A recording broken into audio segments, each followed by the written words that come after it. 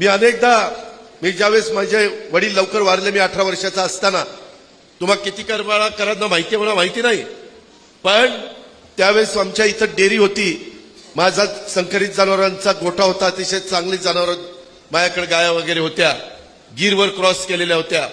तुम्हाला माहिती नाही, हा अजित पवार सावडी कुर्टीला कडबा भरायला यायचा, कडबा भरायला, आणि डबल आळ्याचा कडबा तिथं असायचा.